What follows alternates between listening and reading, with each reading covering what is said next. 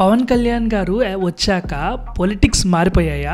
I know it's an exaggeration of a statement, but నేనేం చెప్తాను ఒకసారి వినండి. నేను 9 PM ఈటీవీ న్యూస్ చూస్తున్నప్పుడు పవన్ గారు he's talking about certain elements of things, ఈ రీడెవలప్మెంట్ అని, ఈ పర్టికులర్ సిచ్యువేషన్లో ఇది మార్చాలని, ఇవన్నీ మాట్లాడుతున్నారు.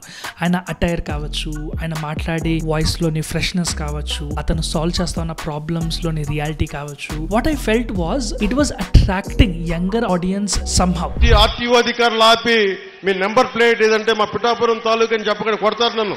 Because Pawan is in power. ఒక whole generation of young crowd, వాళ్ళకి వర్క్ ఎలా జరుగుతుందో తెలుస్తుంది, వాళ్ళు ఇంట్రెస్ట్ చూపిస్తున్నారనమాట యాక్టివ్గా పాలిటిక్స్లో ఇన్వాల్వ్ కావడానికి. And it's always encouraged to have young and fresh faces in the politics. ఎందుకంటే ఈ రీజన్ వల్ల, ఆయన రావడం వల్ల కొత్త మార్పు వస్తుందని నేను నిజంగా కోరుకుంటున్నా. I'm very curiously looking forward it.